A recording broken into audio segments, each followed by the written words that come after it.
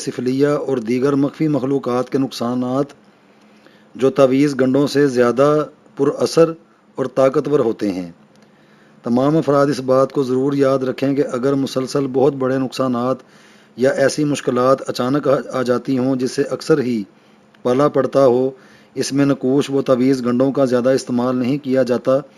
بلکہ ایسا وہی عمل کرتا ہے جو مختلف ہندی، بنگالی، عبرانی، سریانی،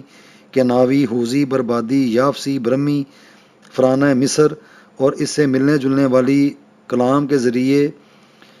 اس سے جو مسخر مخلوق ہوتی ہے اس سے اپنا رابطہ طے کر کے ان سے ایسے عجیب عجیب سے کام لیتے ہیں جنہیں انسان کا دماغ، عقل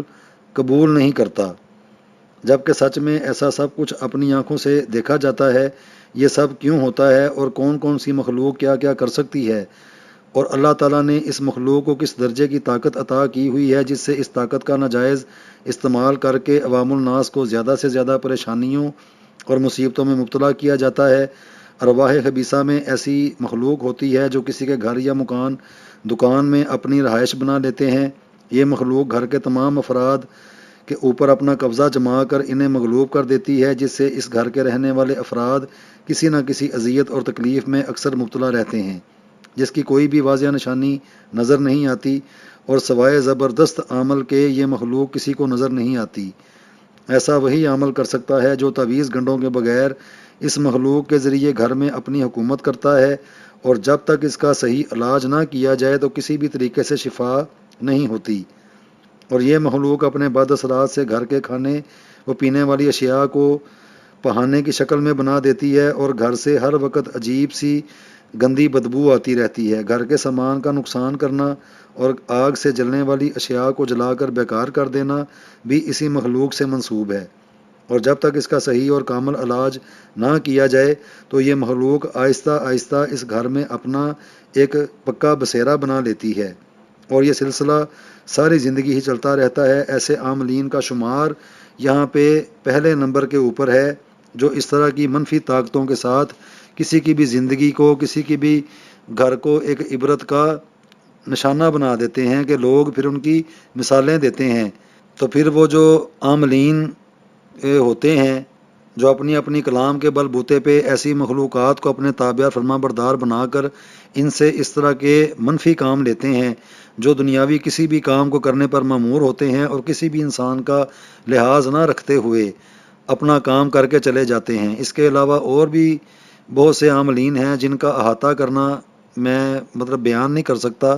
یہ تو اللہ سبحانہ و تعالیٰ بہتر جانتے ہیں، لیکن جہاں تک میں نے دیکھا ہے، جس طرح میں یہ بھی بتا رہا ہوں،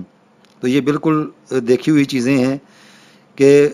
ایسے عاملین بالکل ابھی بھی موجود ہیں جو اس طرح کے یہ کام کرتے ہیں، اور پھر وہ اپنی اس مخلوق کے ذمہ دنیا داری کے کاموں سے متعلق ان کی ڈیوٹیاں لگاتے ہیں، جن کا زیادہ سے زیادہ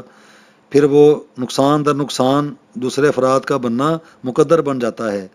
اور ہاتھ کچھ بھی نہیں آتا۔ مثلا دو پیار کرنے والے میاں بیوی کو جدا کر دینا، بیوی کو مرد سے ایسی نفرت دلوا دینا جس سے اس کا دل ہم بستری کو نہیں کرتا، حامد اپنی بیوی کو بالکل اچھا نہیں سمجھتا، اور نہ ہی بیوی اپنے مرد کی کوئی پرواہ کرتی ہے، میاں بیوی دونوں کو ایک دوسرے کے حق میں متنفر کر دینا جس سے گھر کا سکون برباد ہو جاتا ہے، گھر میں اپنی جگہ رکھی اشیاء کو ادھر ادھر کر دینا تاکہ ہر کوئی عجیب سا خوف محسوس کرے،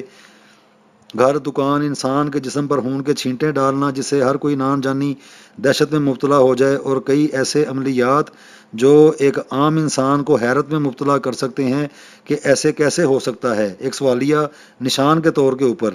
جبکہ ایسا حقیقت میں ہو رہا ہوتا ہے،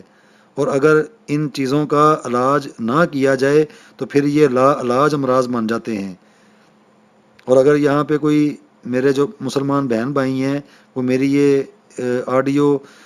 میری آواز سن رہے ہیں تو میں یہاں پہ یہ چیز ان کو شیئر کروں گا کہ اس طرح کی کیفیات جیسے میں نے پہلے یہ پیچھے بتائی ہیں کہ اس طرح کے کسی عمل سے ان کا واسطہ پڑ گیا ہے اور کسی طریقے سے جان نہیں چھوٹ رہی، اور روز بروز وہ ایک نئی شرارت، ایک نئی چیز کے ساتھ وہ چیز رونما ہوتی ہے، تو یہ جو نقش ہے اس کو استعمال کریں، اس کی فوٹو کاپی کروا لیں، اس کو اپنے گلے میں باندھ لیں، اس کو آزما کے دیکھ لیں، تو اللہ بڑا بے نیاز ہے، فیصلے تو اللہ نے کرنے ہی ہیں۔